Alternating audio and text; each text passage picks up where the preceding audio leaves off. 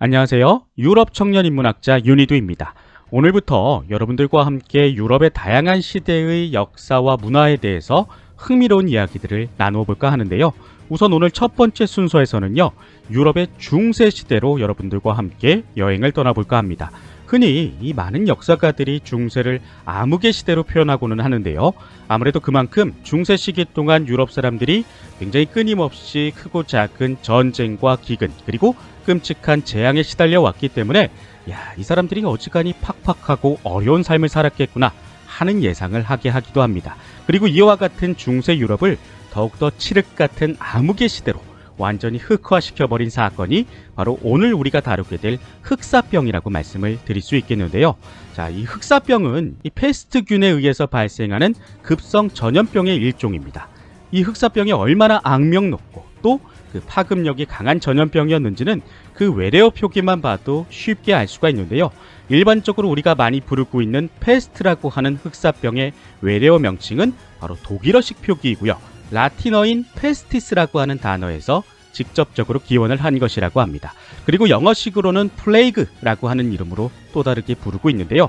근데 여기서 특이한 것이 이 흑사병의 라틴어식 어원인 페스티스와 그리고 영어식 표기인 플레이그 모두 흑사병이라고 하는 특정 병명을 의미함과 동시에 또 일반적인 보통 명사로서 전염병 그 자체를 의미하기도 한다는 것입니다.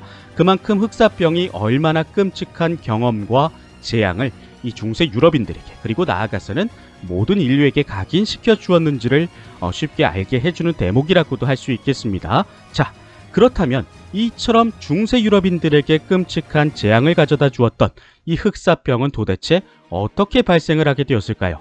흑사병의 기원에 대해서는 다양한 의견이 존재하는데요. 이 흑사병의 전염을 유발하는 핵심적인 원인에 대해서는 공통적으로 어떤 특정한 하나의 동물에 주목을 하고 있는데요.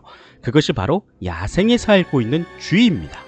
이미 잘 알려진 것처럼 이 코로나균이 박쥐에 의해서 최초로 전염이 되었다는 사실을 생각할 때 무언가 그 평행이론 같은 느낌이 들기도 합니다. 사실 엄밀히 말씀을 드리면은 이 야생쥐들은 큰 잘못이 없고요. 이 야생쥐들을 숙주로 삼아 기생하는 벼룩이 바로 이 페스트균의 전염을 컨트롤하는 이른바 가스라이팅의 주체라고도 볼 수가 있겠습니다. 자, 구체적으로 페스트균을 가득 머금고 있는 이 벼룩들이 기생하고 있는 숙주동물인 쥐들이 죽게 되면요, 다른 새로운 숙주를 찾아서 옮겨 다니는 과정에서 또 다른 생명체인 인간의 몸으로도 그 균이 직접적으로 전파가 되는 것인데요. 일단 이 흑사병의 전염은 우선 지독한 발열로 그 증상이 시작된다라고 합니다. 이것도 코로나랑 상당히 유사한 초기 증상이라고도 볼 수가 있겠죠. 그리고 이후에 겨드랑이나 사타구니 혹은 목 부근에 종기가 생기기 시작하고요. 이 종기가 심하면은 그 크기가 사과만큼이나 커졌다라고 이야기를 합니다. 또 혈관 내의 피가 점차적으로 응고되기 시작하면서 신체가 괴사하게 되고 피부가 검은색으로 변하면서 괴롭게 죽어가는 것이 특징입니다. 바로 이 모습으로부터 흑사병이라고 하는 무시무시한 이름이 붙여지게 된 것이죠.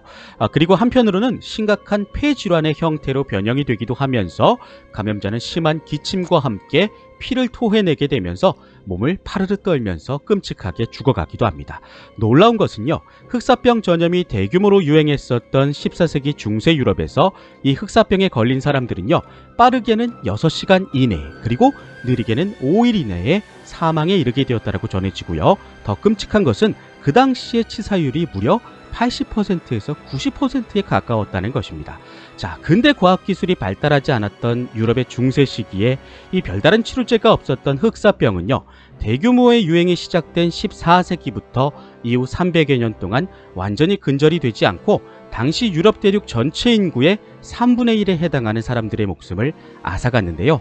악마가 더럽힌 공기와 악취에 의해서 흑사병에 전염이 된다고 믿었기 때문에 중세의 유럽인들은 인위적으로 향기를 내는 방법들을 적극적으로 활용하기도 했는데요. 예를 들면 향기를 풍기는 백합이나 약초, 알로에를 구해서 그것을 태우는 사람들이 있는가 하면은 또 향을 내뿜는 여러 형태의 모략을 구해서 그것을 직접적으로 마시는 사람들도 있었다라고 얘기를 합니다. 같은 맥락에서 오늘날 마스크나 방호복 같은 원시적인 형태의 보호 장비가 등장하기도 했는데요. 이 중세시대 때에 남겨진 새의 부리 모양을 하고 있는 가면과 검은 코트에 특이한 복장의 그림을 보신 적이 있으실 것 같은데요. 영화 배트맨에 등장을 하는 오싹한 악역 펭귄맨을 연상시키기도 하는 모습이라고도 볼 수 있겠습니다. 자, 이 복장은 흑사병의 유행의 끝물이라고 할 수 있는 17세기 초에 프랑스 지역에서 발명된 의복으로서 이 유럽의 의사들이 착용하던 복장인데요. 우선 이 복장은 마치 오늘날의 코로나의 방호복처럼 전신을 감싸고 있는 형태이고요. 무엇보다도 눈길을 사로잡는 것은 이 얼굴 부분에서 마치 새의 부리 모양을 하고 있는 가면의 모습입니다. 이 가면은요, 일종의 마스크의 역할을 하는 것인데요. 새의 부리 모양의 끝에 작은 숨구멍을 내어서 그곳에 각종 향료나 허브를 넣어서 공기를 정화시키고자 했습니다. 마치 오늘날 우리가 착용하고 있는 마스크의 필터와 같은 역할을 했던 것이지요. 유럽 전역에서 흑사병이 만연했었던 1400년경에는 국가들 사이에 공식적인 여행 증명서가 고안이 되기도 했습니다. 특히 흑사병의 증상과 그 예후를 체계적으로 살피기 위해서 해외로부터 들어오는 입국자들을 40일 동안 의무적으로 격리시키고 법적인 검역기간을 설정해서 철저히 관리를 하기도 했습니다. 지금 우리가 시행하고 있는 공중보건정책의 효시이자 중세적인 방식이었다라고도 볼 수 있을 것 같습니다. 자, 지금까지 중세 유럽의 흑사병을 주제로 여러분들과 다양한 이야기를 나누어 보았는데요.